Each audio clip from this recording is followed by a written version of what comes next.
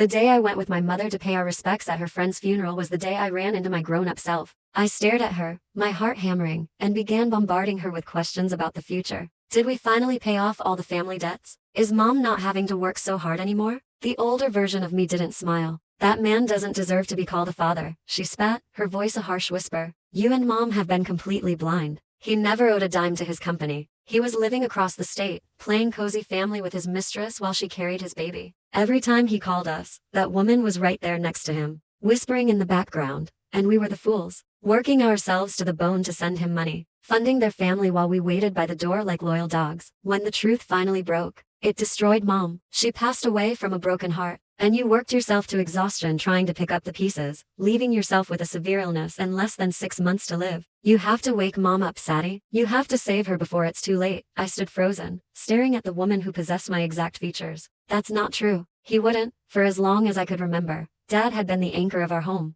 He cooked elaborate dinners every night. He was like Santa Claus, always pulling surprise gifts from his pockets. Then, 2 years ago, Dad was supposedly framed by a colleague, leaving him with a massive corporate debt. I opened my mouth to demand answers, but a familiar voice drifted from behind me. Sadie, sweetheart, why are you standing out here? The service is about to start. Mom looked toward the alley. It was empty. She sighed, stroking my hair. Oh, Sadie, anyone in this world might lie to me, but never your father. A warm smile spread across Mom's face, but it didn't reach her eyes. I wanted to believe her. That night, Dad's video call came through. How are you guys holding up? He asked. Why so polite all of a sudden, Daniel? Mom smiled. Don't tell me you've got a guilty conscience. She changed the subject. When are you coming home? Dad let out a heavy sigh. I'm still buried under this debt, Claire. Mom handed the phone to me. I chatted with him, but right as I was about to say goodbye, a woman's voice cut through the background. Dan, can you grab me a towel? Dad's screen shook. What's wrong, Sadie? Mom asked. I forced a nod.